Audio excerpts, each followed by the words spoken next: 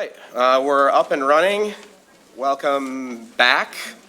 Call to order the work session of the Kent County Board of Commissioners, the annual report of the Sheriff's Office, and I will welcome Sheriff Michelle LaJoy Young. Good morning. Well, good morning, everybody. Glad to be here today, for sure. I am going to first introduce Under Sheriff Brian Muir. He is going to do the presentation.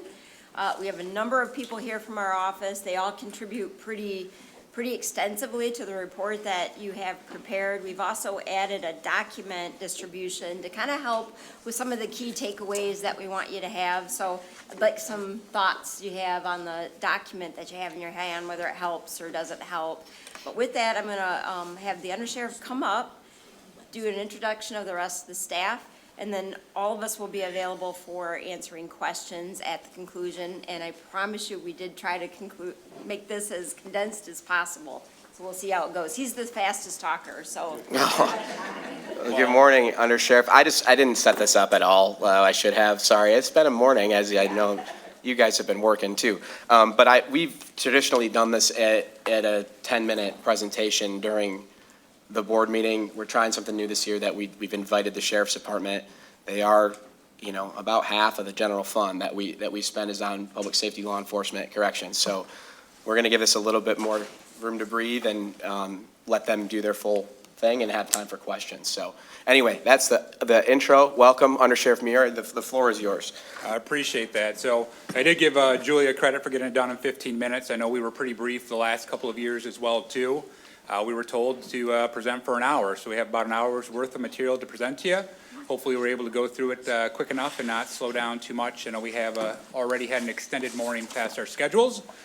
And part of what I had scripted in my speech was a little bit about I'd stay as long as I needed for questions, but because we're running late, I've got a plane to catch at 3, so I am going to be out of here by 1 o'clock to make sure I'm not missing a vacation that's already prepaid for. We will be out of here before that, Under Sheriff. So Well, when I'm putting a hard stop at absolutely latest will be 12:30. Well, when I saw the public comments on the end of the agenda, that's what scares me most. I don't think any one of us needs to stay any longer than we not to today. So, all right. So with that being said, good morning. As we kind of walk through our presentation today here, I want to remind everyone just of our values, vision, and mission.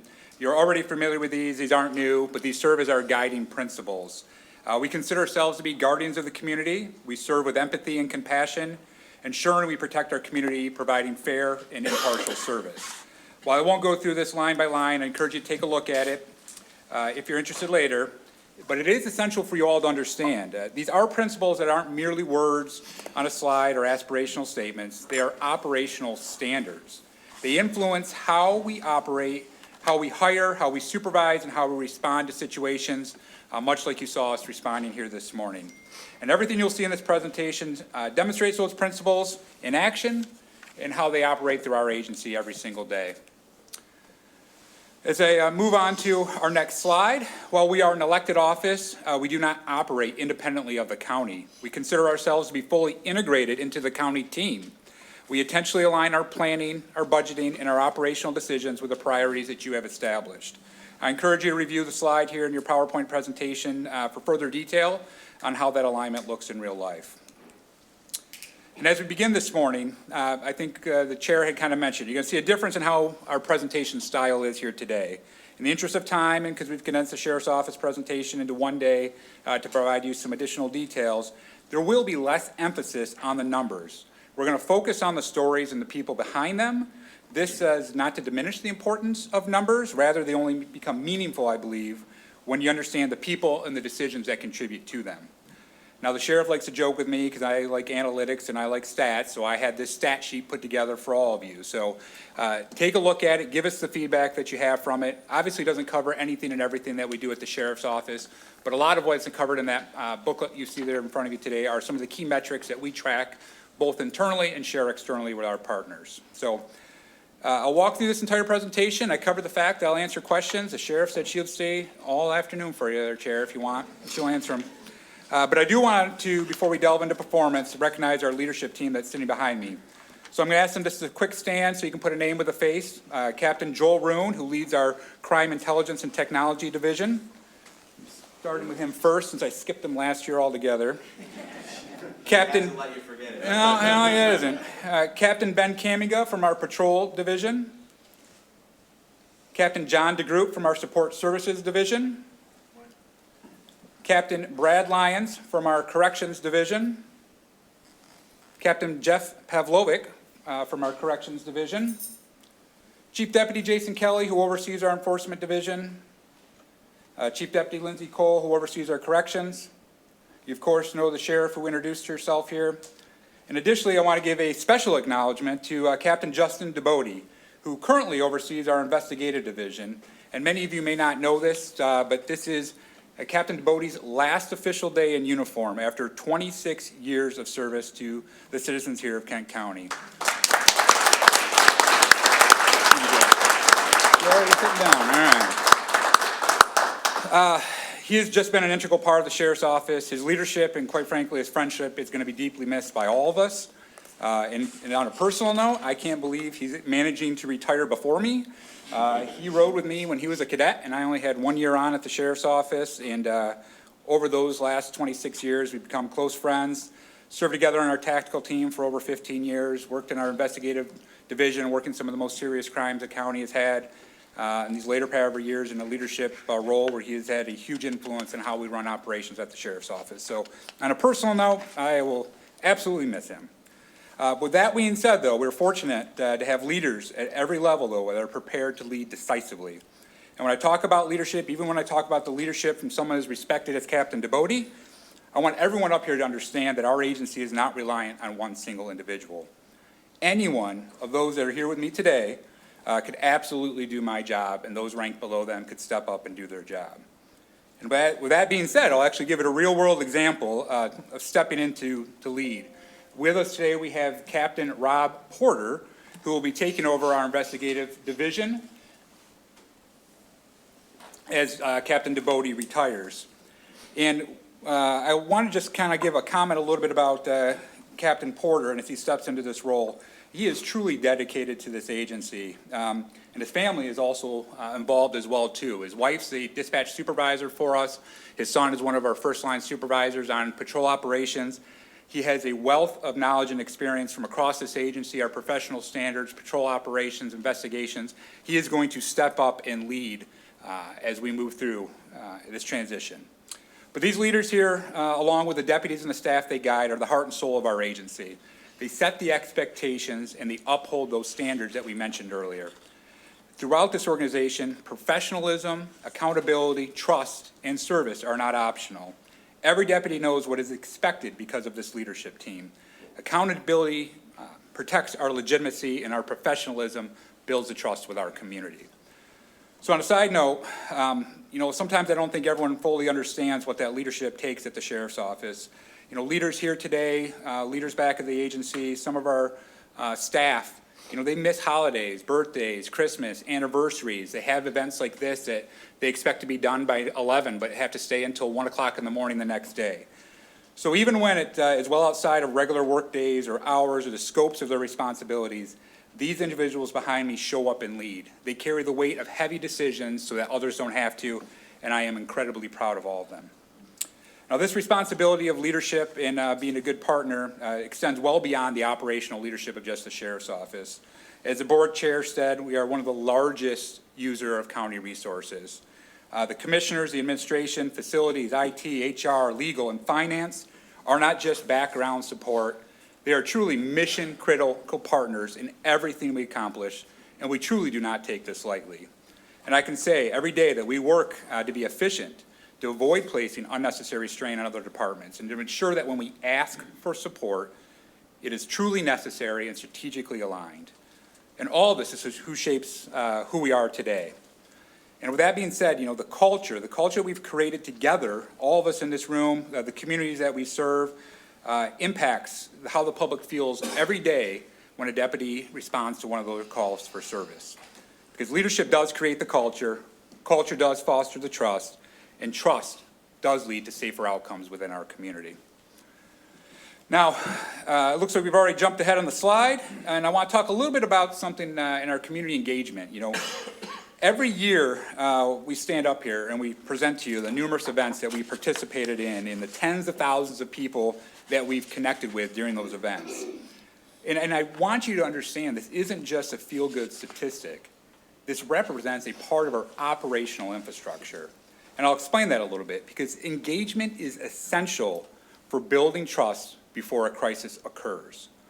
Beyond community events, our public information officer and our leadership team have responded in person to almost every single critical incident that has occurred, regardless of the day or time it happens.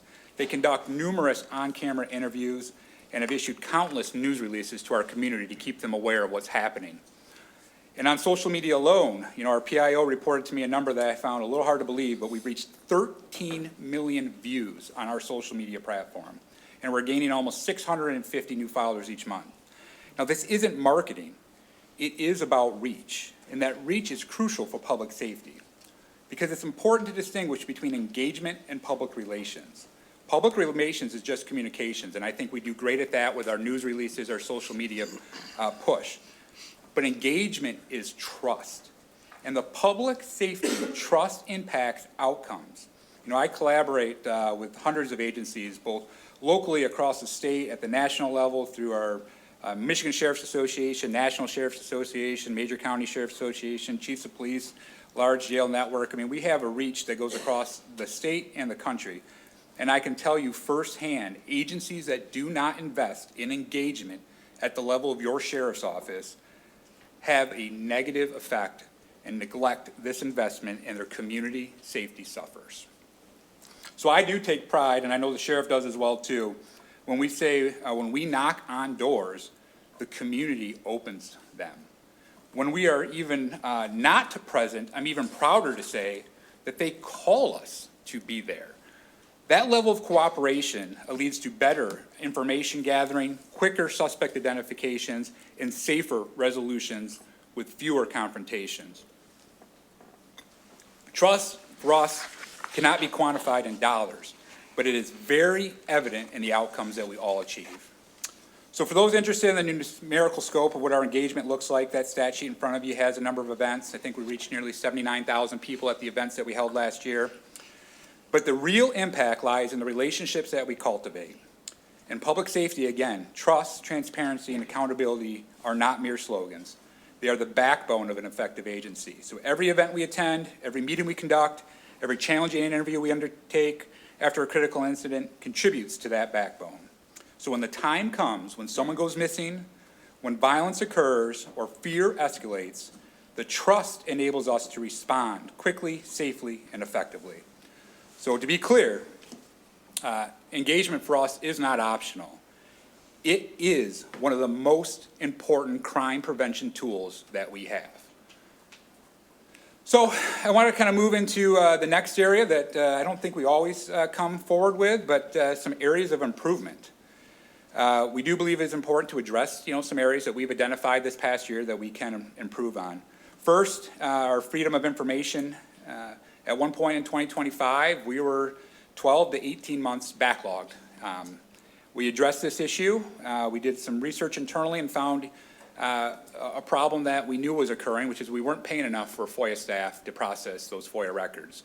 We were training them, and they were going to other agencies that paid them better or had less demanding workload. We addressed it internally. We doubled down and put staff into place.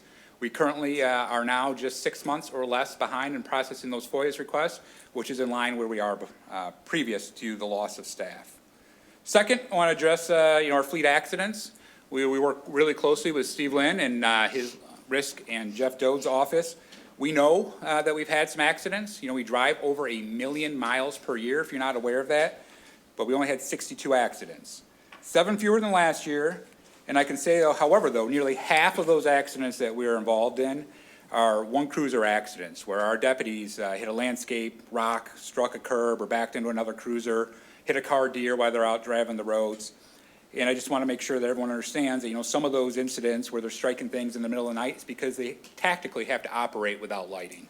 But we do understand that costs dollars. It costs county taxpayer dollars. We're addressing that internally, putting some additional metrics in place and reinforcing our policy and procedures with our staff. Third, I want to just briefly discuss our records management systems. which we believe we have identified as one of our most significant operational vulnerabilities within the Enforcement Division. The system is nearly 20 years old. Recently, we've identified some incidents in our property management where items were improperly removed from the system, making it difficult to maintain the proper chain of custody. We've addressed those issues with the vendor, but they aren't able to provide a viable long-term solution. Now, thankfully, we have some very strong internal redundancy and controls built up. We can absolutely attest to every piece of evidence that we have. However, that we know this 20-year-old system will need some replacement and some advancement into the future year. Fourth, and probably most seriously, obviously, is we had 3 in-custody deaths in 2025. We had none in 2024, and we understand that any loss of life in our custody has an impact for everyone involved. It affects the families, the staff, and the broader community, and we recognize the seriousness of these situations. Our professional standards divisions thoroughly investigated each case. We collaborated closely with our medical provider, VitalCore, and Network 180. Additionally, we participated in mortality review board with external agency stakeholders to, again, thoroughly evaluate each case across multiple disciplines. We've reviewed our intake and our screening processes and found in some instances there was little, honestly, that could have been done differently based on the information available at the time to our office. Nonetheless, we are implementing improvements. You'll see on our CIP project list coming out to you in the next few weeks that we're asking for some additional security in both body scanners and metal detectors for our jail and other facilities where inmate populations move. So with that context in mind, I kind of want to move on and talk about some of the measurable progress and how we're building on some of these lessons. Our public safety. As we transition to talk about our enforcement division, I'll start by noting that public safety is not the responsibility of any single division. It is a result of a coordinated effort across our entire organization and the community that we serve. This morning, I'm going to walk through how patrol, investigations, support services, technology and intelligence, and corrections work together as one system. Each division does have its own responsibilities, but none, again, operates in isolation. And what you're going to hear are not isolated stories. They are examples of what happens when leadership is aligned, training is consistent, resources are invested wisely, and our organization's culture is focused on providing service. And with your support, combined with the guidance of our leadership team, has allowed us to modernize, to prepare, and respond effectively to crime that's occurring today here in Kent County. So now let me kind of walk you through how that shows up in the real world here for us. As you know, our patrol function is the foundation of public safety in Kent County. That's our uniformed patrolled officers that are in the cruisers covering a large and diverse geographic area, including the urban corridors, the suburban neighborhoods, and the rural townships. The scale of Kent County is important when we discuss our readiness. It's all right. You're on TikTok, aren't you? I already lost you, and I'm only 14 minutes in. Believe it or not, I don't like all the media coverage, so it's not normal for me. No worries. Please continue. All right. So when we operate, in 872 square miles, we operate both under contracted and non-contracted service models. Our contracted townships receive additional dedicated patrol coverage, and as you can see from the statistics in the back of that book that you have, the response times are significantly lower because of the deputies assigned directly to those communities. However, this does not mean that the non-contracted areas are underserved. Our patrol resources are strategically distributed across the county to balance demand, availability, and coverage. Public safety is not confined to individual jurisdictions. When one area experiences high demand, we adjust our resources accordingly. That may be on a shift-by-shift, call-by-call level. Additionally, when another agency requires assistance, we respond. Our deputies supported local departments and provide additional capacity throughout the county and are always available to serve. Now again, in that stat sheet, you're going to see that we handled nearly 70,000 law enforcement response incidents last year. But I just want to make sure that everyone's clear that that number alone does not provide a complete picture of our operations. Some incidents out of that 70,000 may be an accident, it takes a few minutes to manage, a citizen contact that may take even less, or it may deal with a critical domestic barricaded situation that can involve 10 or 15 officers working their entire day there. So as a result, the number of calls we receive does not directly correlate to the operational demands placed on our patrol resources. This year, you'll see our response times have improved slightly across the board for our townships.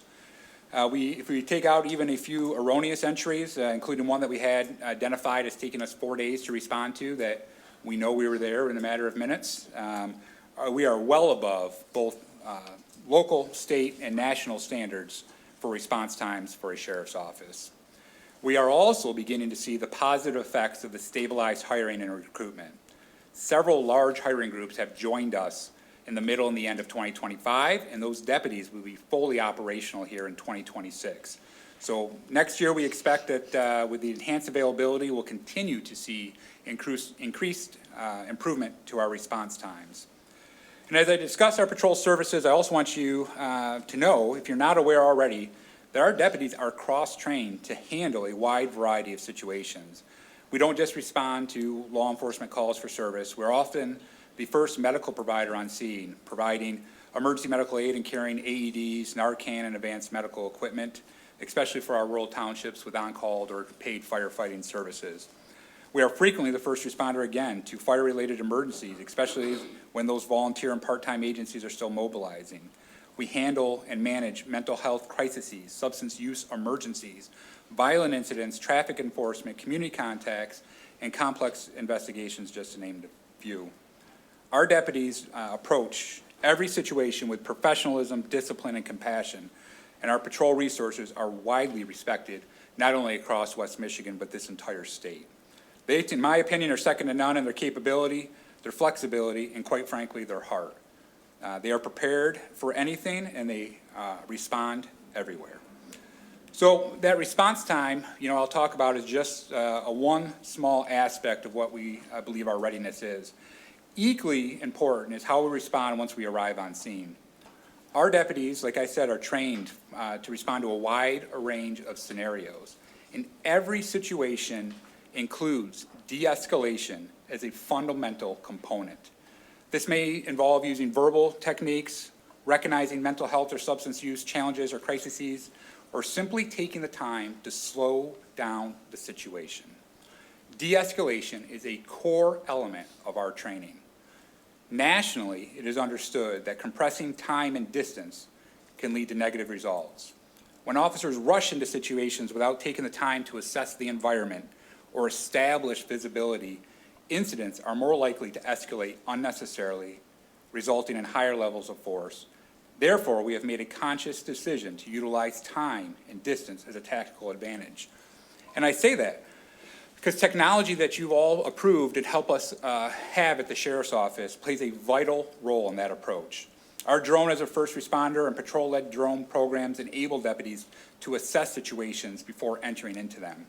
Additionally, our equipment such as the outer carriers, our patrol rifles, the ballistic helmets, our armored vehicle support, the flock cameras, our body cameras, and in-car camera systems that have real-time video access for our supervisors to manage scenes if they're not already there, allows our officers to stage and gather information before making contact. The objective is not to escalate a situation. It rather is to slow them down, create space, and negotiate for safer outcomes.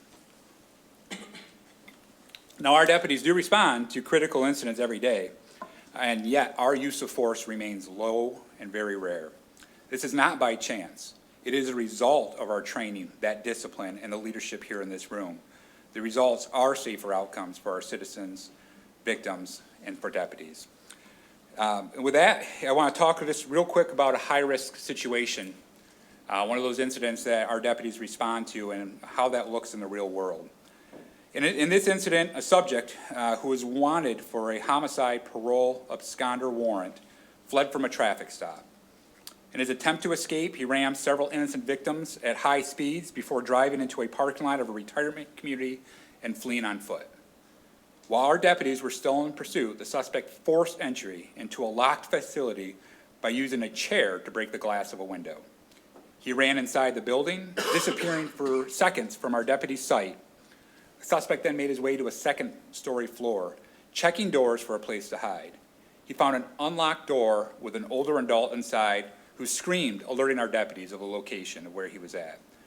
Our deputies located the suspect holding a woman hostage at knife point and refusing to obey our verbal commands. They attempted to use less lethal means, deploying a taser, before ultimately taking the suspect into custody without resorting to deadly force.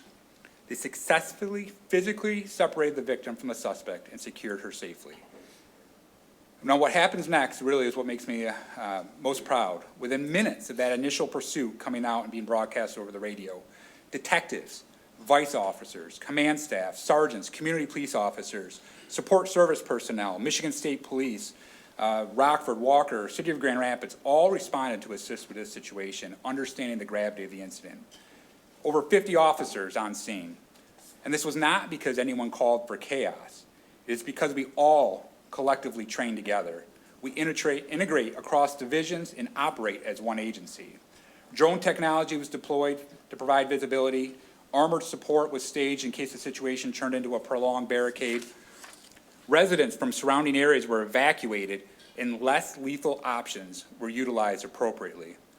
This response was not a result of improvisation. It was the result of thorough preparation.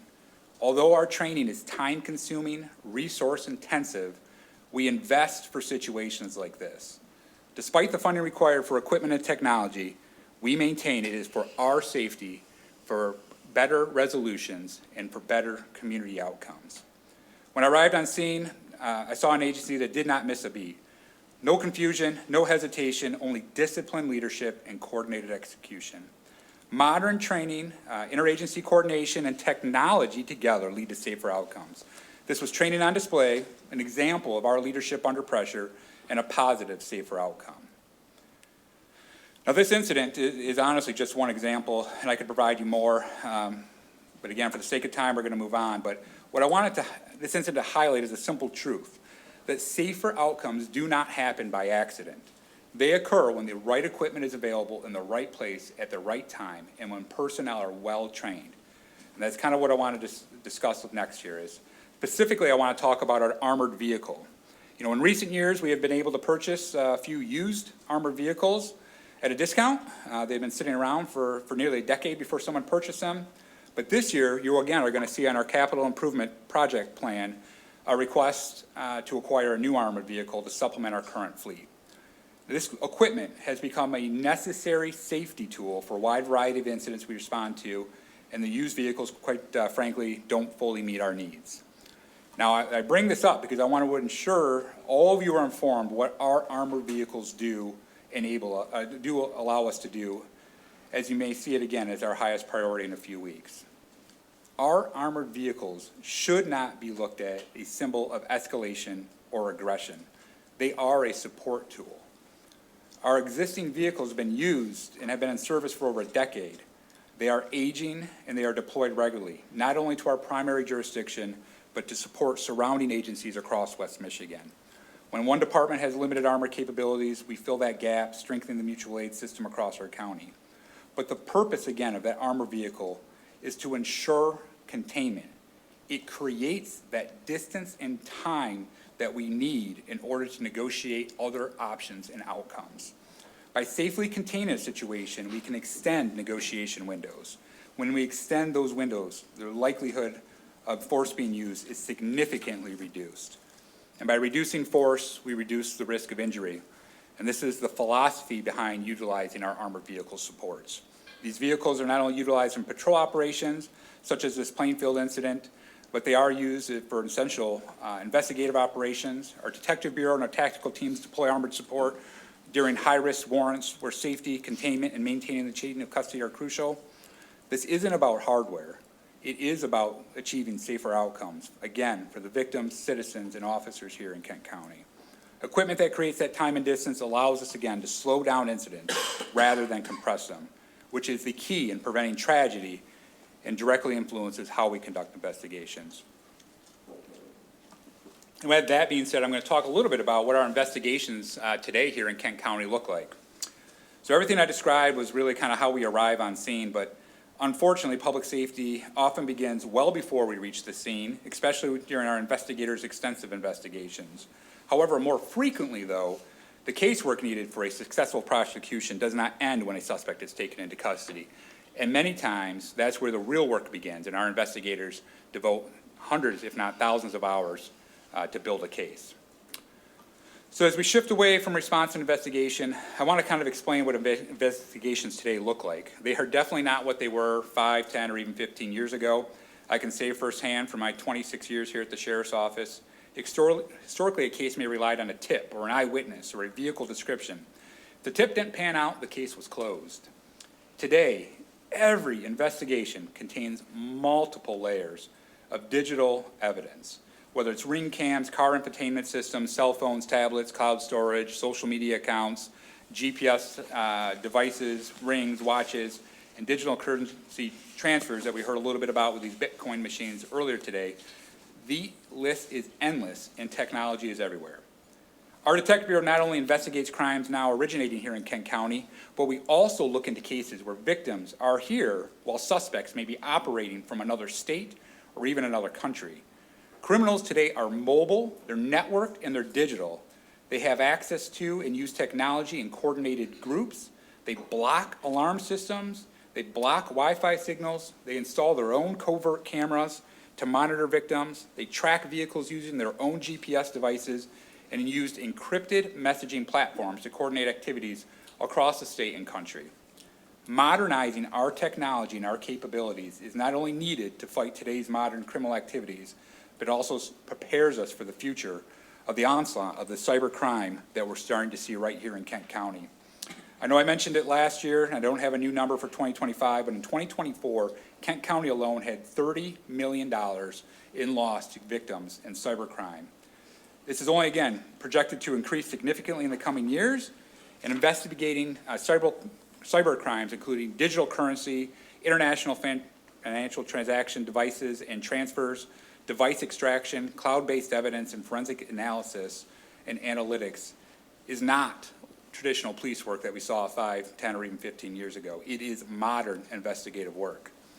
As a result, the results that we've made so far into our investment in technology are very clear. Our clearance rates exceed local, state, and national averages in almost every major crime category. This is not accidental. It is the product of disciplined investigative work, the modern tools and technology needed, and the strong partnerships that we have created with our local and state and federal partners. Now, technology alone, I'll say, does not solve cases. There's no AI model built yet to do any of the work. It is still based on skilled investigators. However, with the proper technology in our hands, as well as our disciplined, skilled investigators that we have at the Sheriff's Office, we truly can move faster than criminals who believe they can't keep up, who believe we can't keep up. And I'm going to kind of talk about a case in practice, just like we did that Plainfield incident, for a case that you may or may not have seen on the news. The Irene Whitehead homicide investigation is an example of how we use technology, disciplined teamwork, and patience to come together in one of our most complex and sensitive investigations that we handle. Now, this case begins with a review of a child's death that initially was believed to be due to unfortunate natural circumstances. However, thanks to our investigators who applied their training, the skills, and the technology our agency provides, as well as their passion for delivering our community the answers they deserve, located new indicators and inconsistencies which prompted our detectives to reopen the investigation. Now, given the sensitive nature of the investigation, the fact that it's still moving through the judicial process, I can't discuss case specifics, but instead I want to highlight the investigative techniques and teamwork that made this possible. Because this is not a traditional investigation. It required extensive digital forensic analysis. Search warrants were executed on social media platforms, Google accounts, Apple accounts, cell phones, and other electronic devices. Our investigators used the technology that we have with Cellebrite and GradeKey to extract and analyze digital data. They reviewed phone records, text messages, search histories, cloud storage, and location information. And from that, they developed patterns that began to emerge from the digital breadcrumbs that were allowed to us from our modern technology that the Sheriff's Office has. Now, however, this case required something significantly equally demanding, which is the need to review tens of thousands of pages of complex medical records from various providers over multiple years.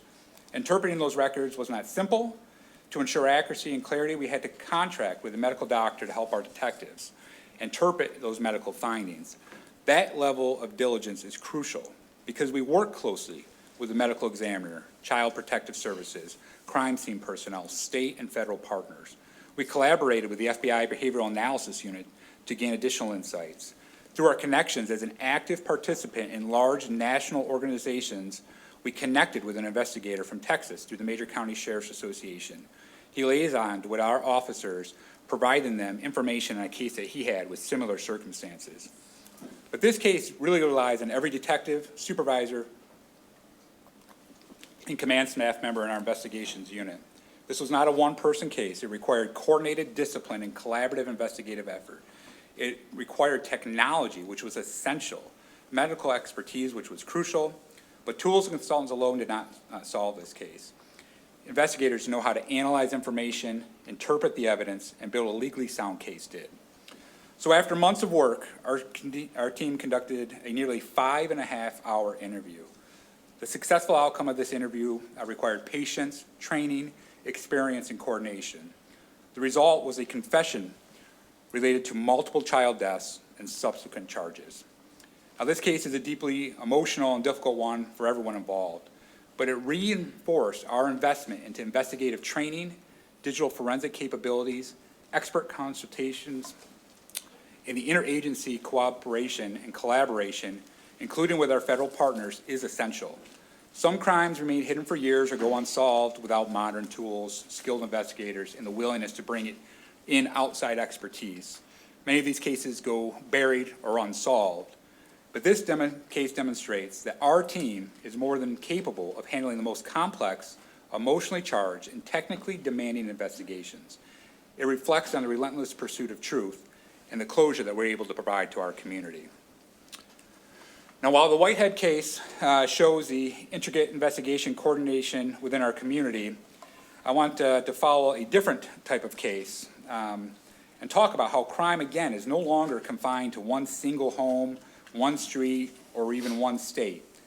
And I'm going to demonstrate that through a case where we at the Kent County Sheriff's Office together tracked and dismantled a coordinated criminal enterprise operating across the country. Now, this case begins with a single loss from a home here in Kent County of $500,000. But it was not an isolated incident. It was part of a broader pattern, a transnational theft group that has been operating throughout West Michigan multiple times, had come back and again victimized a resident here in Kent County. And then when I refer to a transnational organized crime group, it is a coordinated network that operates across multiple states or countries, moving from community to community to commit organized crime. These crime groups, they enter briefly, they carry out synchronized burglaries or theft, and then they relocate before law enforcement can fully identify the network. Now, in many incidents, this is a great strategy. These individuals move across the state, the region, with very little information as to who they are, where they came from, or where they went. This mobility and coordination make the cases complex, again, underscoring the need for the modern investigative tools and interagency cooperation to stop them. Now, I don't have to say it, if you lose $500,000, that is financially devastating. But these cases are rarely random. Again, they are organized, intentional, and patterned. And this is where our analysts and investigators make a significant impact. When we look for patterns early, when we examine vehicles, travel routes, license plates, we look at the digital communication and timing of these events coordinated across our intelligence network, we connect these events that may appear to be isolated to the public, revealing what a coordinated effort when properly analyzed. These individuals and organizations operate across state lines and, quite frankly, are discussed on a regular basis at every one of our intelligence briefings at the local, state, and national level. They target affluent neighborhoods, restaurant owners, and national recognized public figures. That sophistication that we talked about earlier about jamming and blocking Wi-Fi and alarm systems, these are tactics used by these transnational organizations. Now, we are fortunate enough that we have often tried to collaborate with our federal partners to take the lead in these type of cases. However, we have found, unfortunately, sometimes federal interests don't align and they are unwilling to take those investigations. However, our investigators never stop their pursuit. We have pursued federal charges when possible and local charges when necessary. Our relentless pursuit remains unchanged. In this particular case that I talked about, digital warrants revealed a broader communications network, an identifiable pattern, We used, again, those license plate readers, video analytics, the facial recognition comparison tools to narrow down the suspects. The ability of our crime analyst, Jason Kramer, to analyze data and use systems available to him, and the outstanding investigative work of Detective Dykegraff's persistence led to a multi-state tracking and coordination.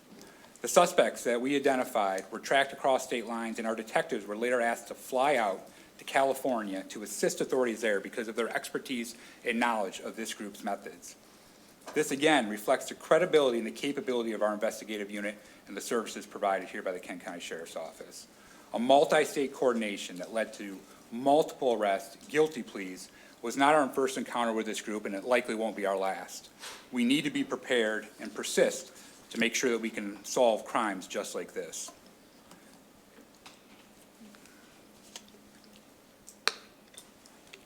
Because what we have found is that organized crime does not slow down, and neither can we.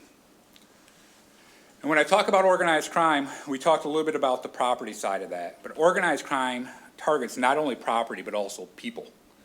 Among the most serious crimes we investigate are the exploitation and human trafficking that our task force was recently created for. And I'm going to take a moment to address that issue. Human trafficking is not a distant problem. It does happen here in Kent County. In 2025, we conducted 67 trafficking investigations, leading to 21 trafficking-related charges and the identification of 73 victims. These numbers are not just statistics. They represent vulnerable individuals, many of them who are juveniles. Our human trafficking task force carried out 2 proactive operations in which detectives used decoys to identify individuals attempting to exploit minors. As a result, 17 males were arrested and charged for using a computer to commit a crime and for solicitation. In another case, 2 individuals harbored a juvenile runaway, engaged in sexual activity with a minor, and recorded it. This investigation also uncovered a counterfeit operation. We coordinated with our federal partners, including Homeland Security Investigations Unit and the Secret Service, because when federal charges are pursued and cooperation amongst agencies is established, we have a greater, better, safer outcome. These cases are serious, and they involve individuals willing to exploit children for personal gain. Our investigators rely heavily, again, on the modern techniques and tools they have, including the forensic tools, online monitoring, device extraction, and interagency cooperation. This work is challenging. It is emotionally demanding, but it is essential.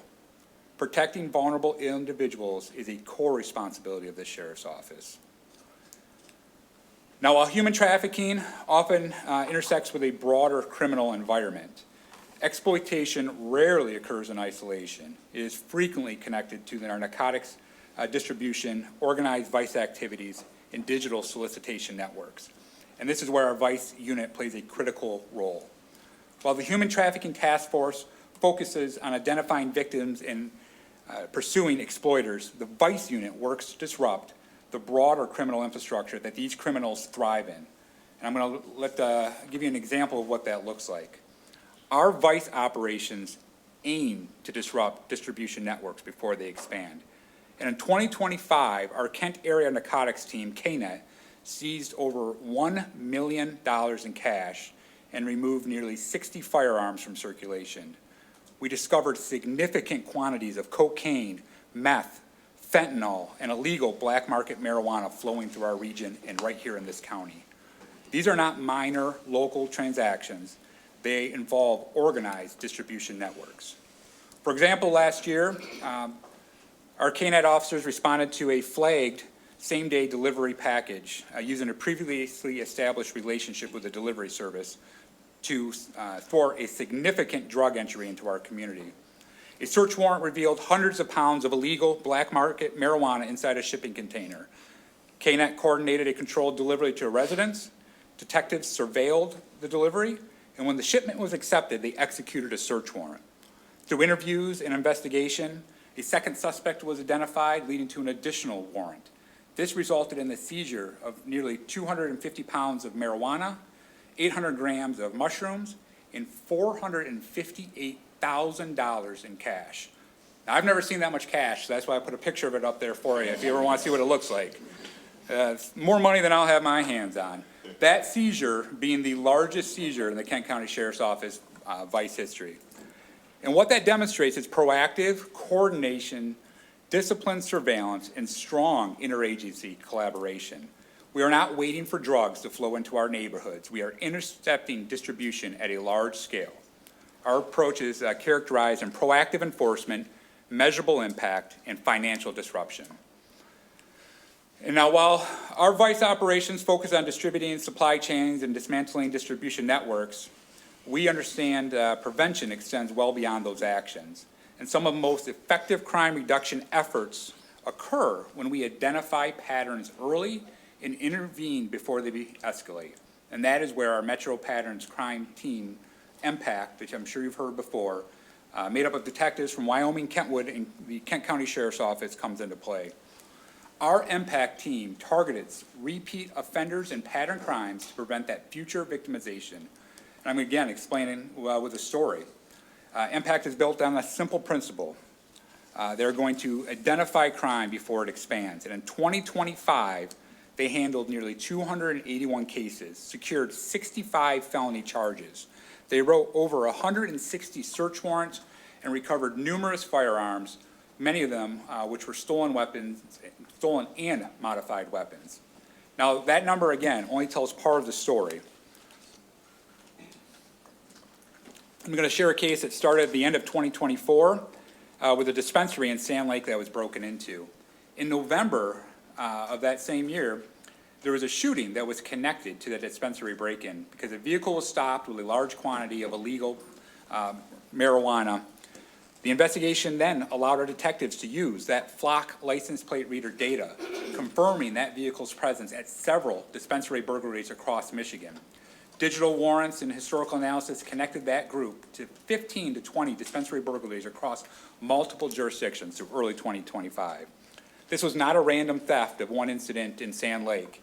It was an organized criminal enterprise. The investigation resulted in enterprise charges and multiple felony counts, including receiving, concealing stolen property, controlled substances. MPACT is a very important part of our crime prevention strategy right here in Kent County. They've investigated at least 4 robberies, 2 homicides, 6 shootings, and 3 assault incidents. The significance of this work not only leads to arrests, but it is ending criminal patterns before they lead to increased victimization.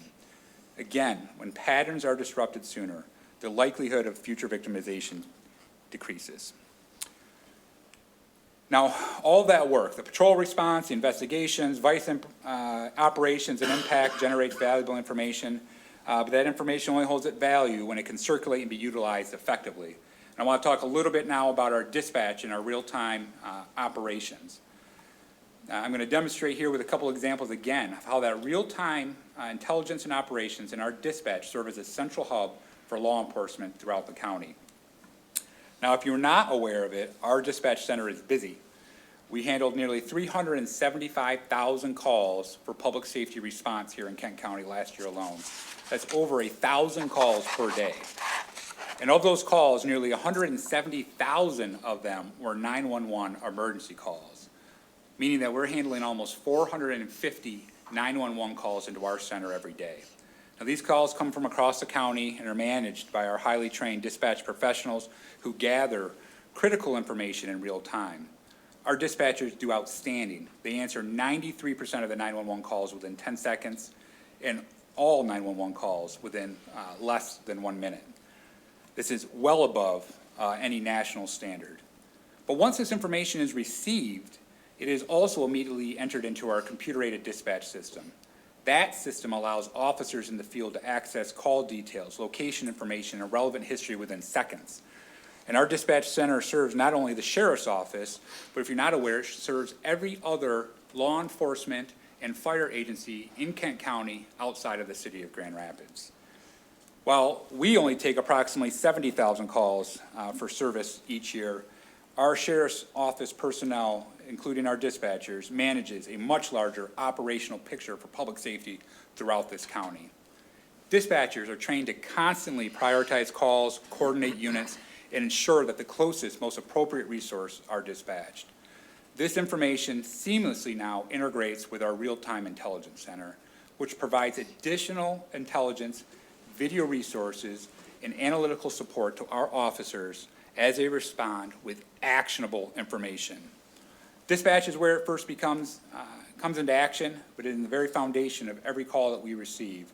And that actionable information transitions into what we see from our dispatch center. Now, I real quick want to skip ahead and talk about our drones.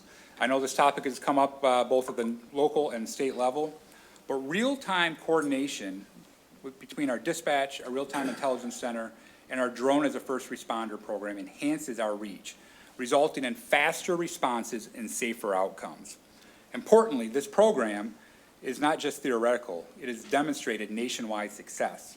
Recently, Orlando approved a nearly $7 million drone as a first responder initiative based on a significant study they completed showing that drones can respond to calls nearly 33% faster than a patrol deputy and provide 97% useful information when they arrive on scene. We also conducted our own testing on 2 occasions and observed similar responses. Timely arrival is critical. When a drone reaches the scene before a patrol vehicle, it provides that immediate situational awareness and actionable information. This allows us to determine if additional resources are necessary, whether adjust our response accordingly. Such adjustments include reducing the number of vehicles that we deploy, allowing for our patrol operations to stay strategically aligned throughout the county, lowering the risk of the response by maybe having our officers respond non-lights and sirens versus lights and sirens, which creates an additional risk. And it also allows for a larger search pattern and quicker scene evaluation, where traditional resources may have done a crisscross grid pattern, which would have been blocked by homes, trees, fences, and such. And here are a few logical local examples of that program in action.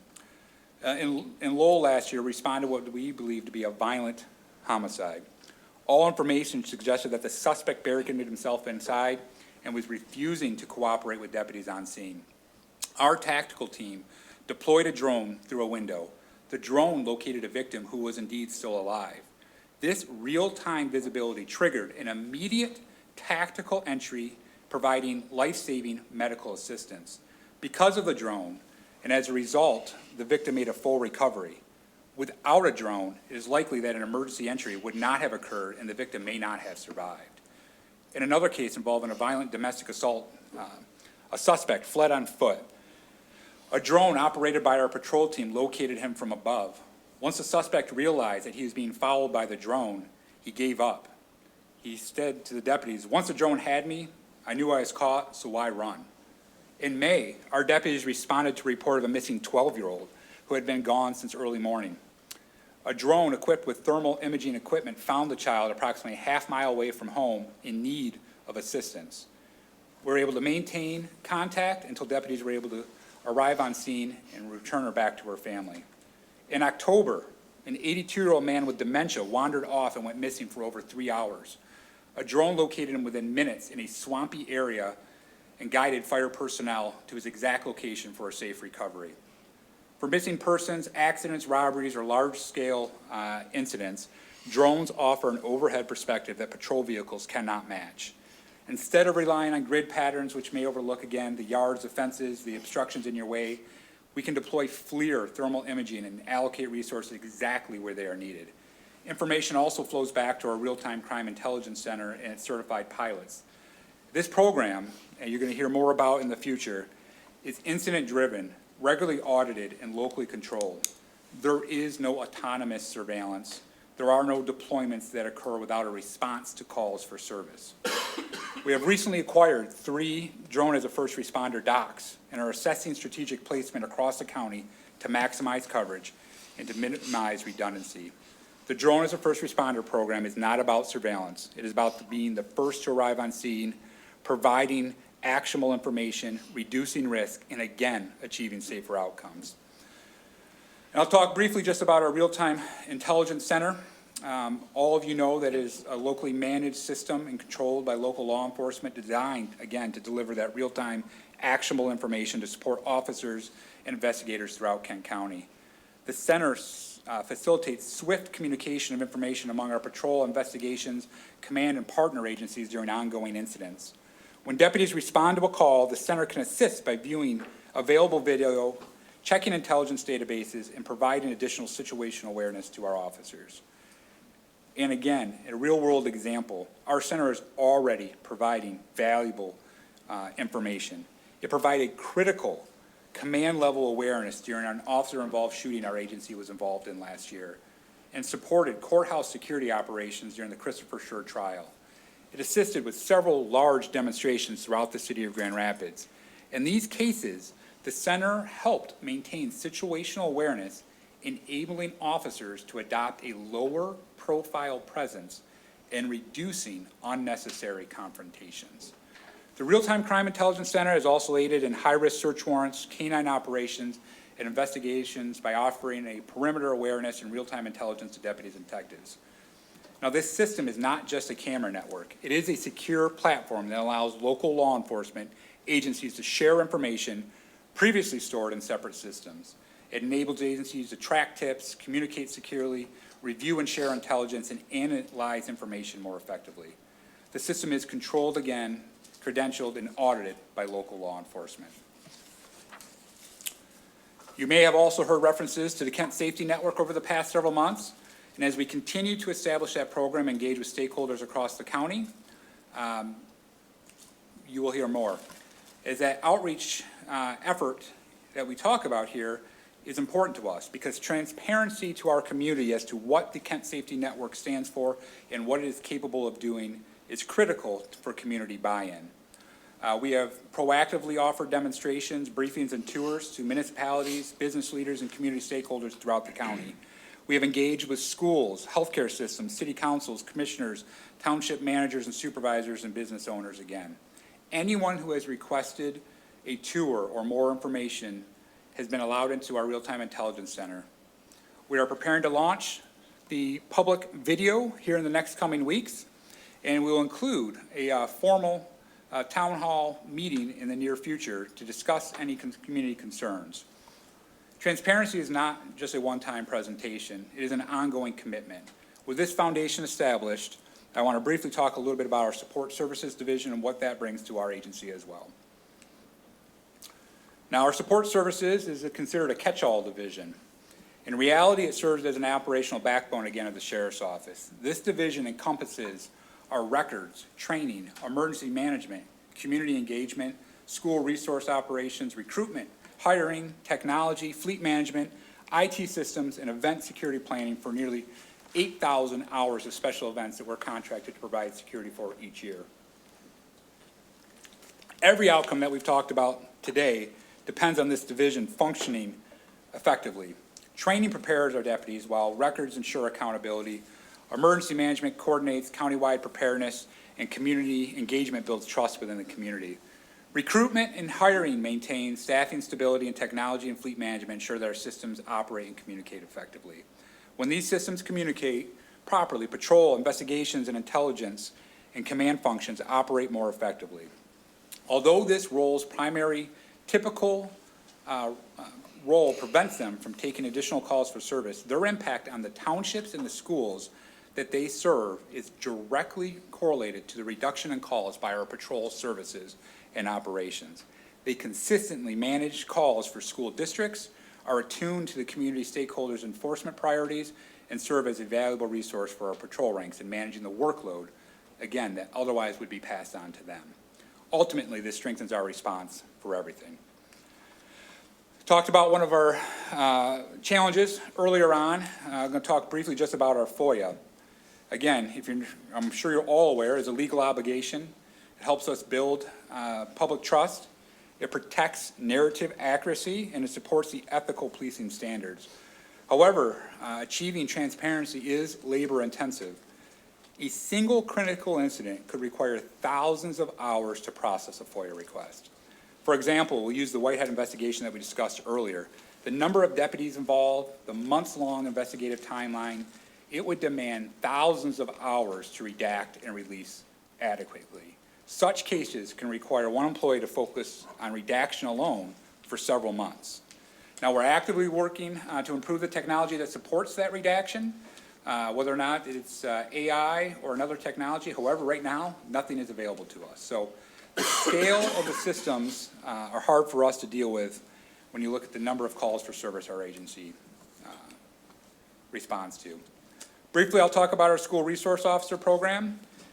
Currently, we have 21 school resource officers serving in 13 school districts across Kent County. These officers interact with thousands of students every day. They are a vital resource for our school administrators, parents, and students alike.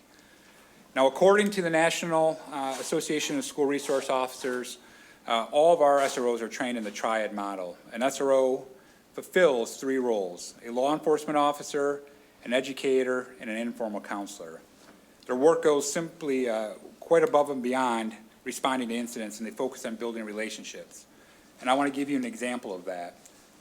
Deputy Heisinga, who works closely with an 8th grade student who was struggling academically and emotionally.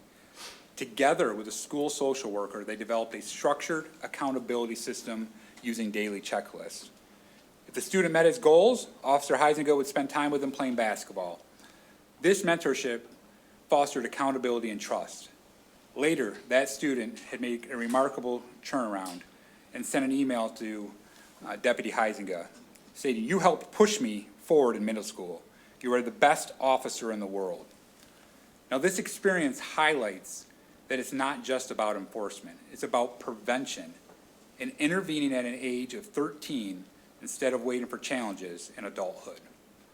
Now, having deputies in schools allows us to safely resolve safety concerns quickly and build trust with students and families. We can also support school administrators in maintaining a safe learning environment and are required to help with a school safety plan. Or after school hours, these officers assist patrol operations by handling calls that may otherwise be diverted to our road patrol. This program strengthens the trust, enhances safety, and fosters long-term relationships for the next generation. By building trust early, we can protect their futures. Emergency management. Prevention and preparation extend beyond the schools and involve an entire county. Emergency management affects not only the Kent County government, but also every municipality and township within the county, supporting a population of nearly 700,000. Residents requires logistical planning and coordination. This includes preparing for large-scale weather events like the flooding we had just the other day, infrastructure failures, cyber attacks, large-scale public events, and regional emergencies. In 2025, emergency management made, again, significant progress. Training and exercises were expanded, outreach efforts were increased, and operational readiness improved. Transitioning to our correctional facility, in 2025, we processed over 17,900 bookings with an average daily population of nearly 900 individuals and an average stay of approximately 11 days. This involves constant intake, screening, classification, supervision, and release coordination. We take pride in being the only jail in the state of Michigan to hold full accreditation from the American Correctional Association. And this accomplishment is also significant because we are the largest jail in the nation to achieve such accreditation in the ACA's history. This accreditation, if you're not aware, is compliance with nearly 152 national standards encompassing policy, medical services, mental health care, inmate supervision, training, facility operations, documentation, and administrative oversight. It has a comprehensive audit of our operations that strengthens consistency, reduces liability, and confirms that we meet with national correctional benchmarks. Additionally, as Defender Kelly had mentioned earlier, we're seeing a significant growth in our Michigan Indigent Defense Commission requirements. We have been fortunate enough to add additional staff to meet those demands. We're also operating 24 structured inmate programs focused on education, substance abuse, recovery, life skills, and reentry preparation. Those programs are crucial as preparation can reduce recidivism and accountability can decrease repeat contact with the system. Now, all 24 of the programs that we're operating currently are in that statistical booklet there for you. I also want to highlight and elaborate on the modernization of mail and tablet systems that have had an impact on the safety within our facility. This past year, you may not be aware, but we stopped receiving physical mail at the facility. Instead, it is sent to an off-site location where it is scanned and uploaded directly to the inmate it is addressed to. This modernization effort has significantly affected our operations. By scanning physical mail, we have notably reduced the pathways of which contraband can enter into our facility. At the same time, we ensure the confidentiality of legal mail is fully protected. Attorneys can choose to skip physical mail, and they can securely upload materials directly to an inmate tablet, maintaining privacy while enhancing efficiency. We've also worked with Smart Communications to expand our tablet program to a one-on-one ratio. Every inmate now has access to approved communication and programming. This capability allows them to connect with approved family members and community contacts, which is crucial for maintaining stability within the facility and improving reentry outcomes for release. Additionally, access to educational programming and structured content help reduce idle time. Less idle time reduces to fewer conflicts and promotes more orderly operations. Now, I want to highlight just one of the programs in our jail. By law, jail and detention facilities must provide sufficient medical treatment. Substance use disorder is classified as a medical condition. Our medication-assisted treatment program is based on that principle. And this is not a pilot or an experiment. It is an evidence-based clinical intervention. In 2025, we had nearly 1,300 individuals participate in our MAT program, marking a 16% increase since 2024. National research, including a study by Rhode Island Department of Corrections, showed that there is an approximate 11% reduction in overdose deaths for every 100 individuals who engage in MAT upon their release. If that national trend continues, programs like ours could potentially prevent 100 overdoses within our community every year. What this represents is a measurable impact on public safety. Now, our program is partially funded by opioid settlement dollars, allowing us some general fund dollars to expand the program while maintaining the oversight needed. And with that being said, just so that I've shared some stories with you from our enforcement operations, I want to share a story from our corrections. This is a real-world example of how this program works. We talked to Baron Smith, who is a 27-year-old from the Grand Rapids area who is participating in our MAT program. He wanted us to share this story. At 19, he experimented with drugs at a party. That experimentation led to an addiction. Over time, he became homeless and was using meth, cocaine, and heroin daily. In 2024, he was arrested and entered our medication treatment program for the first time. After his release, he maintained being clean for approximately 6 months before relapsing. In 2025, he again was arrested and chose to re-enter the MAT program. This time, he clearly stated that the structure and support he received saved his life. He told us, if I didn't get arrested and come to Kent County, I'd be dead by now. I'd have no way to deal with my addiction when I get out, and I can take care of my kids. Now, this situation isn't just about medication, it's about programming. The MAT program is just one of the initiatives operating inside our facility. We collaborate closely with Network 180, our contracted medical providers, and other program coordinators to provide mental health, substance use disorder treatments, crisis stabilization, and other critical reentry programs. But what I want to stress about programming inside a correctional facility is not about comfort. It is about accountability, structure, and preparation. It aims to reduce recidivism and to help reintegrate individuals into our community with tools, support, and the direction that they need. Custody is temporary, but what happens within it can change the trajectory of someone's life. And as we transition just to the last couple things I want to highlight here today, training. Everything you've witnessed this morning today is built on one fundamental principle, and that is training. Training is not merely an annual requirement. Although we trained all staff to 100% of required training by the state of Michigan, we have for additional programs. We focus on de-escalation, crisis response, communication under stress, and scenario-based decision-making. Every scenario incorporates time, distance, and proportional response.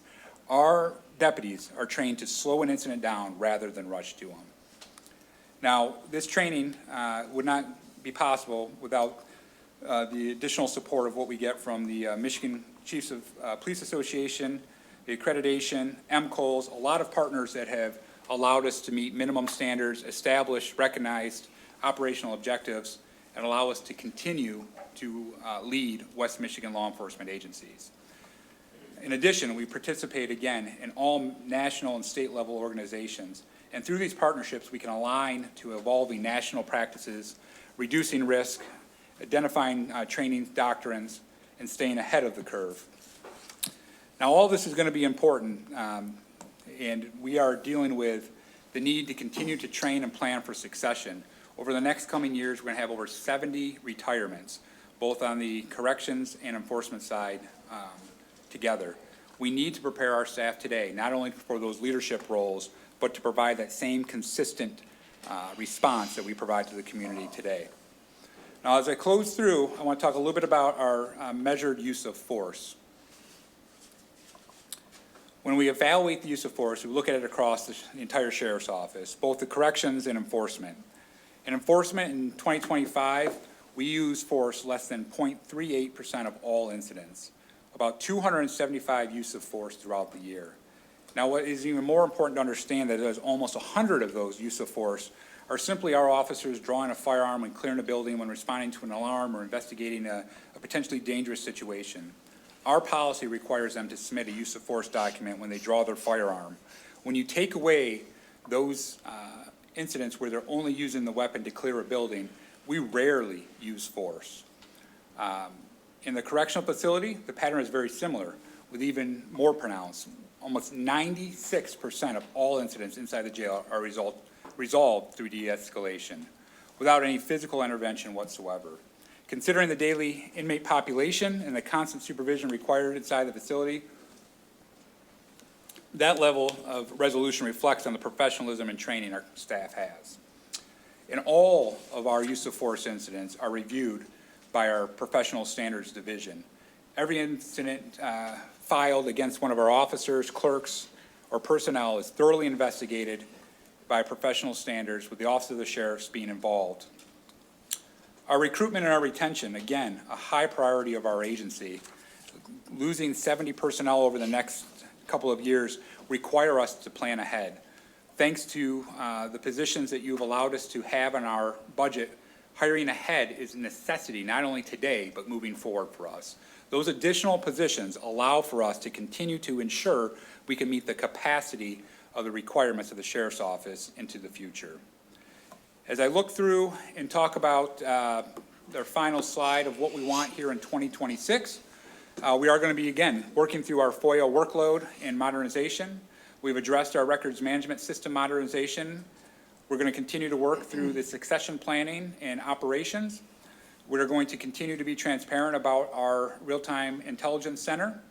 We're going to work with the county legal and administrative personnel to reevaluate our contracted service and align them to the costs necessary. We're going to work through our fleet safety and operational discipline, and we're going to work through planning ahead for our jail millage renewal, addressing some significant infrastructure needs inside the facility. And with all that being said, I know I'm a few minutes over because I had to take a couple water breaks and had to listen to the chair's TikTok for a second. But I just want to conclude with the fact that revisiting the foundation of this discussion, public safety ultimately hinges on one essential element, and that is trust. The trust that assures the community members that when they call for help, a response will follow.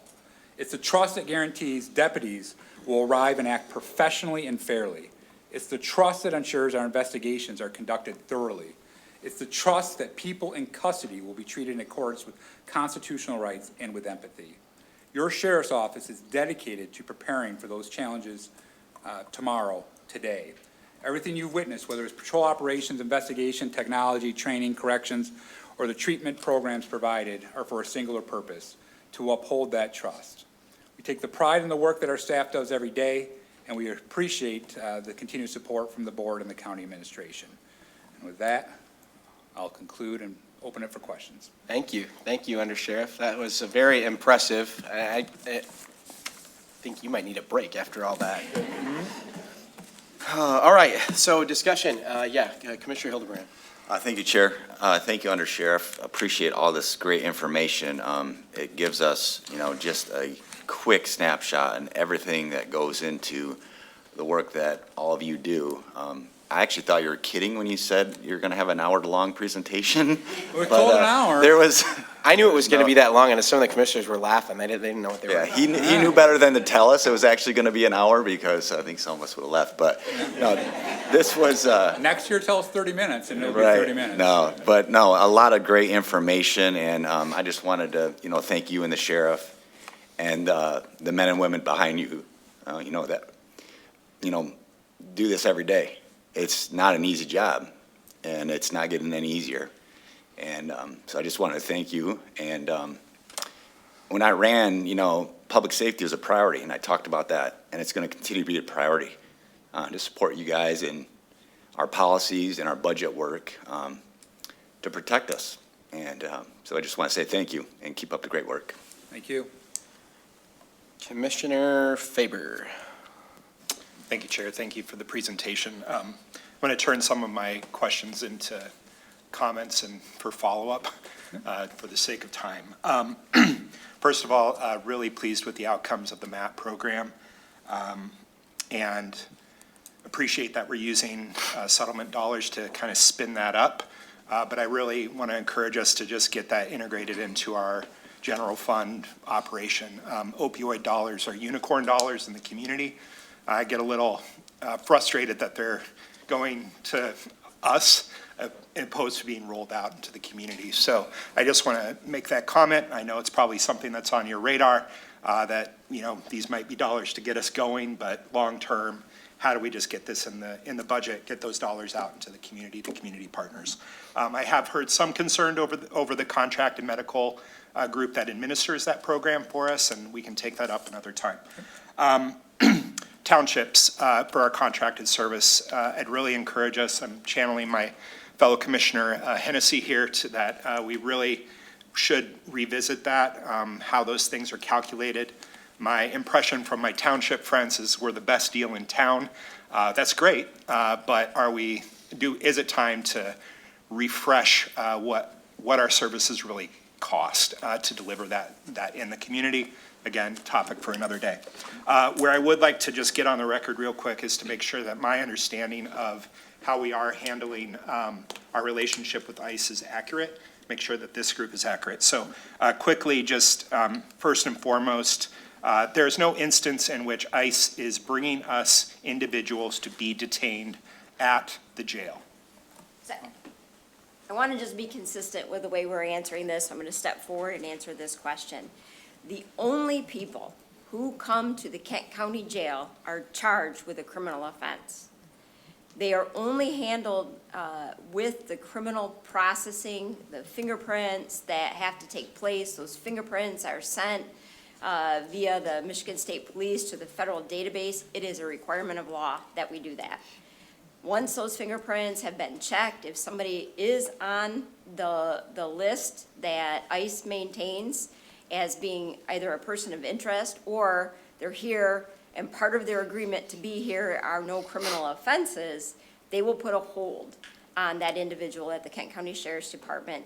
But we only hold them for the criminal offenses in the jail. Upon their release, they will go to ICE or any other law enforcement agency that has a legal hold for those individuals. Thank you. So to just, again, I'm just kind of doing this to make sure that we're clarified and everybody is hearing the same thing. Yeah. So when an individual is brought to us by either being picked up by the sheriff or by local law enforcement, they're booked. There isn't a button that we press that says share with ICE. This goes to the MSP, and at that point it is shared with all the other federal agencies. That Correct. is not within our control to limit that data. I have no button. And then within that, when there is a hold placed on the individual, and ICE has requested us to hold that individual, they will come to the jail, they will interview that individual, and then is it at that point that they would bring you an administrative warrant, or do they bring that before they come? There's documentation that they file initially that says there's an interest. At the point we're either aware the person is going to be released or the termination due to a bond or anything else that would terminate their local custody. As soon as that's executed, there's a confirmation that there is still an interest of fair number of times, ICE won't come in that context because through their background investigation, they've identified this person's not who they want. But if they do come pick up the person, they will pick them up. They take them from our facility to Calhoun County, where they're held, and then generally those interviews happen there. That process all happens outside of our doors. That's not something that generally happens. It's not to say it can't happen. It's not something that generally happens at the sheriff's office. Thank you. And the only way we would ever hold somebody past 48 hours is if there's a judicial warrant? We don't hold Okay. somebody beyond the 48 hours. If there was a judicial warrant, it would likely be a criminal charge through the Homeland Security investigators. And obviously, in some cases, criminal charges we will hold, but largely, that does not happen. Okay. So last piece, just to get clarity. So in the community, there's we are being asked about bail, and that individuals that are arraigned and they pay their bail are still being held. There are instances where that could be the case. You know, there are detailed answers that are individual in nature that are very difficult for me to address in a forum such as this. But every single time a citizen is directed to our administration to ask these questions, we answer them specific to their request. Far more effective that way. I'm happy to do it in that way. But when somebody has multiple lawful reasons they're being held, this happens more times than not when there's other criminal charges outside of Kent County, where let's say they might have a warrant in Ottawa County, and they'll come, they'll pay their bond to get released from the Kent County charge. They're still gonna be held until the other law enforcement agency either clears their hold or comes and picks them up. So how they get that bond money, or whether they should post bond, those are all best answered individually. Thank you. I just wanted to clarify that the answer is not, no, we would never do No. that. There are instances where that happens, and sometimes that's because of the, I'll say, lack of coordination, or just because we do have silos between the courts and, And I wouldn't say that. Charges are individual. Charges are not heaped into one pile against one person. Charges are individual to the jurisdiction that are bringing the charges against the individual who's in custody. So they could be in custody on charges from, 3 or 10 agencies we've seen. And each of those charges would have individual bonds or individual release circumstances. So there is not a one answer for it. great.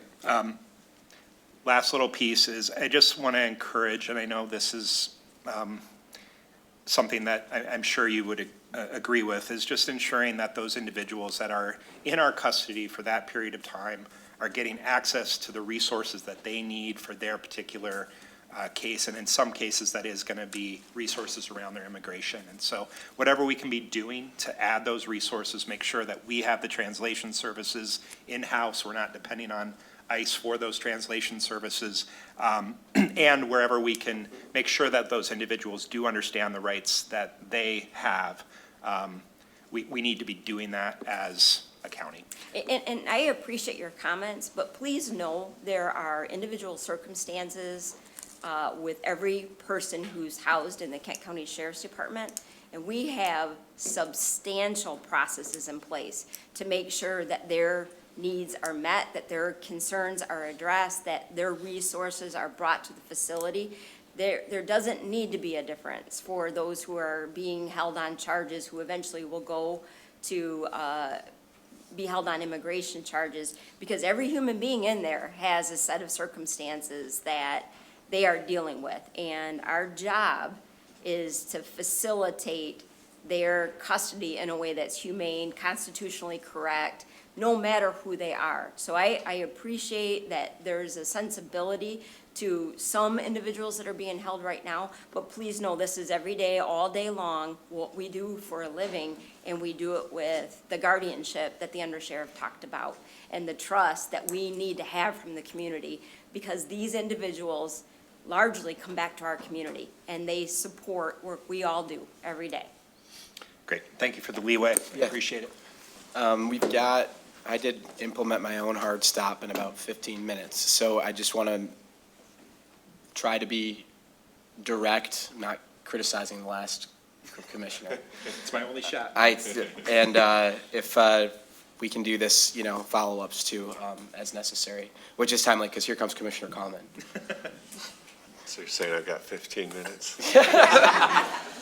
I just want to say thank you, Sheriff, Undersheriff, for the fantastic presentation, which is just the tip of the iceberg of fantastic work of the whole Sheriff's Department.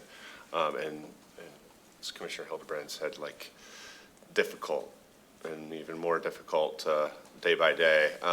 And so I just wanted to touch quickly on my appreciation of the engagement that you do, not only in, community events and, being all over the place, showing your face and, letting the kids see, the cool equipment and, all of those good things. But also, on the immigration issue, I know there are concerns that have been raised in my district that stem purely from a false impression that's been left by those with political ends in mind, that the Sheriff's Department or other local law enforcement are out there doing the work of ICE, trying to enforce immigration. And so I just appreciate the engagement on just the facts and figures that was sent out. As I recall, 16,000 last year, that came through our correction facility, 250 some, if I remember, that ended up, with connections to immigration. And of those, I think over half were drunk driving offenses. About a third, I think, were assault cases. But the real important fact and figure there is that 0 were just out trying to track down and arrest people on immigration. And that's not happening. The impression is left out in the community that it is. And so I appreciate that engagement. And then just things like, you hear that the Sheriff's Department had to stop a wrong way driver on the highway, but seeing the video of the deputy have to accelerate themselves onto the wrong direction of the highway and chase someone down, like that kind of engagement through the video and everything that's available today, I think is super effective. So in all these ways, in all these areas, thanks, and please continue all the good work. Thank you. Commissioner Morales. Oh. All right, Commissioner DeBoer. Sorry, Katie. Thank you. In every one of your eyes, I see strength, I see discipline, I see humility, and I see fortitude. And as you know, fortitude is not built easily. It is often built through hardship and loss and sacrifice. So I just wanted to say, I see you, I see what you're doing. I'm incredibly thankful and supportive of who you are and the work that you do. Captain Botegi, I think I said it right. Thank you. Bittersweet day, but thank you. Michelle, you have led so well, and I am so thankful for you. Brian, God has called you to take the baton, and you have what it takes, and you have my support, and anything I can do for you guys, I will be willing to do whatever I can. Saying that, though, as a commission, as a board, how can we support you in the great work that you're doing? And I think Brian alluded to this, and maybe said it, but we have the most fabulous board.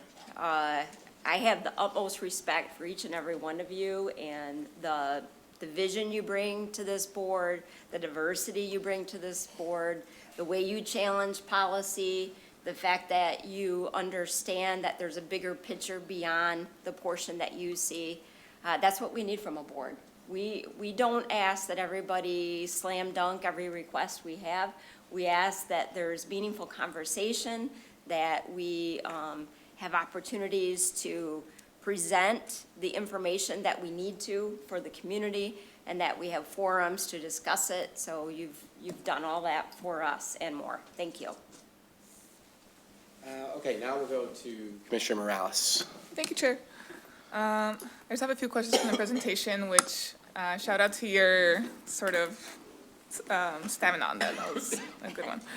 I also want to, echo some of my commissioners and commending you for a lot of the work that you have done. Like, I'm really, really impressed even with, keeping the use of force below 1%. I think that's incredibly impressive, especially as we look at, I think a lot of times with a lot of the questions that I field from constituents are usually end up being complaints from GRPD. And I think the fact that I can always say, with some pride that actually our sheriff does not do that kind of stuff, makes me really happy, so thank you. And then so one of my first questions is, can you communicate with the drones? Like when, you use that example of the child, are you able to assure them or use? Yeah, so there is two-way communication on some of the drones. It depends on which one would have been used in that particular situation. But as we move forward, yes, that two-way communication will be critical for operational needs throughout the sheriff's office. Thank you. And then as far as harm reduction work, especially with drug use, do you coordinate much with the RED Project or the Lakeshore Regional entity? Yep, or- so, like the commissioner mentioned, just through the opioid settlement funds, that we're on a task force that we meet regularly with, and we're always discussing that with the community impact we could do together and through collaboration. Okay. The RED Project in the recent tour mentioned something about that if they have, if they can show that they have a connection with the RED Project for having paraphernalia, then that can help them maybe get a lighter sense. Yeah, there are, I believe, some issues in the drug courts that they do handle some collaboration with Project Red in that manner. So, yeah, we do work directly with that, and our courts are connected to them. And what happens to the seized cash?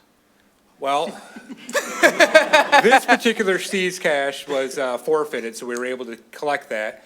We do distribute that across the agencies that participate into the KNET at a proportional rate, helps to fund the officers that participated in that program, and then also allows us to have buy money to continue our operations. Okay.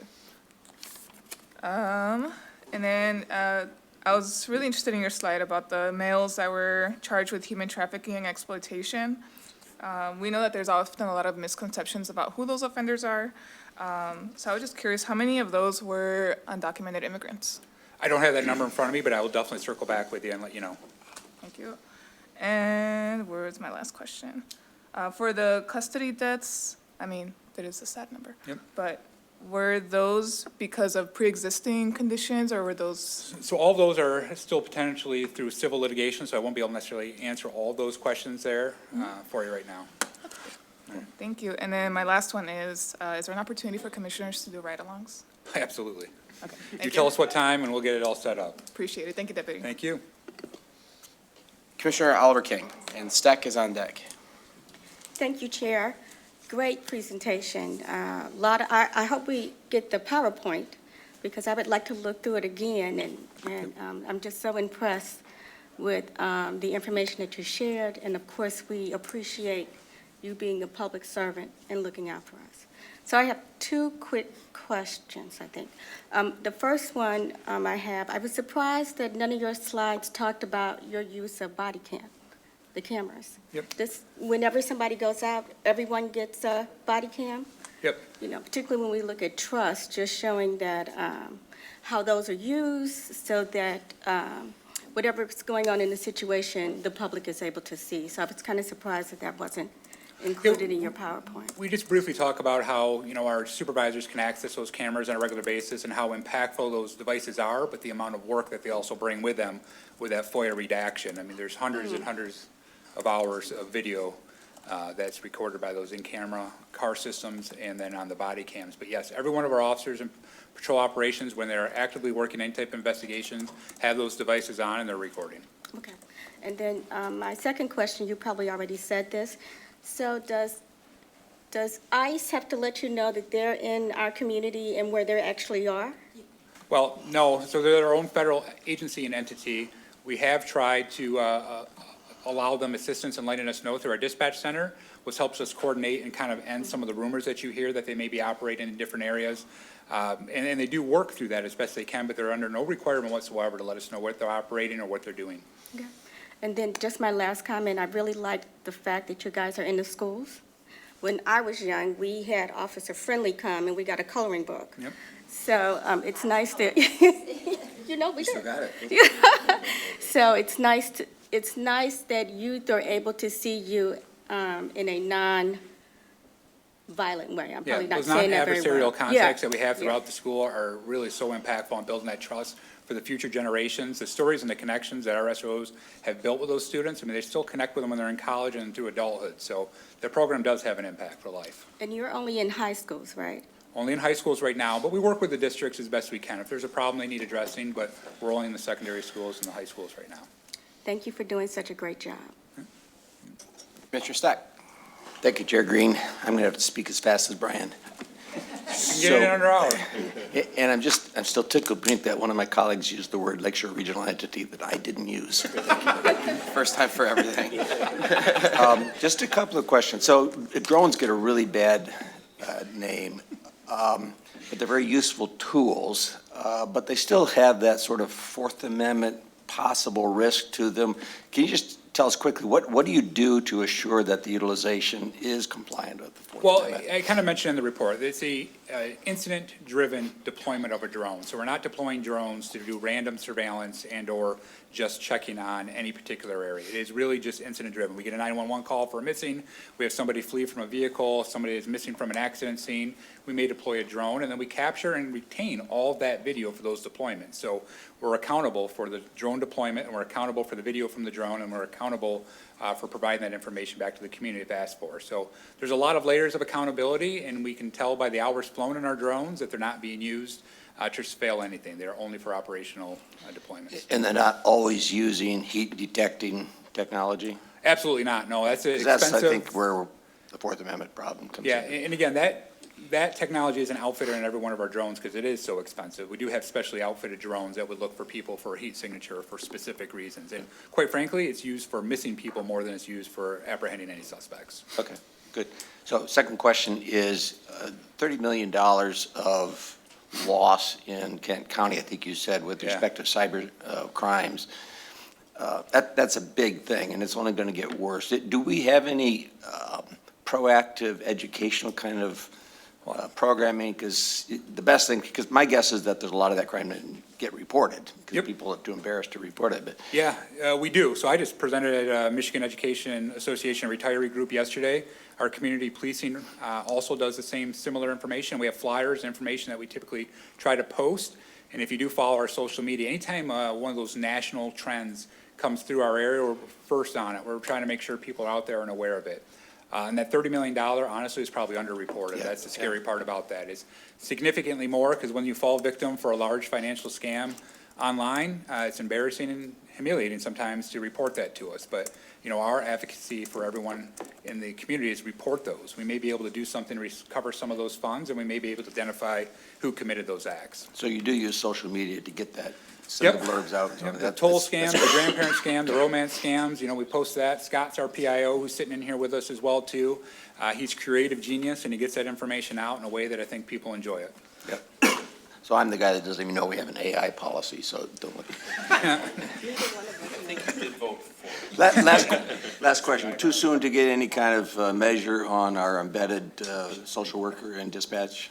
It even was used just yesterday. I mean, it's used on a regular basis. Jen Robinson, who's the director of our dispatch operations, is continuing to work with Network 180 to fine-tune that program. They are receiving more calls and are helping out. It really is the staffing of when they have available personnel from Network 180 to be in our dispatch center. So it is a program that's showing significant promise in being used on a regular basis, but still has a lot of growth potential. Yeah, good. Well, I'm looking forward to hearing more about that. Fantastic. All I have. Yeah, that's great. Thank you, Commissioner. Anybody else? Commissioner Alverking.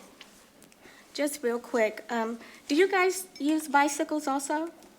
So our community police officers, the township officers, are issued bicycles that's coordinated through the township just to do some trail patrol and to do some community events, but our typical patrol response or other enforcement operations don't use bicycles for anything. So you're, They do. 872 square miles. Yeah, so you're primarily in the car? primarily in the car, correct, Okay. yep.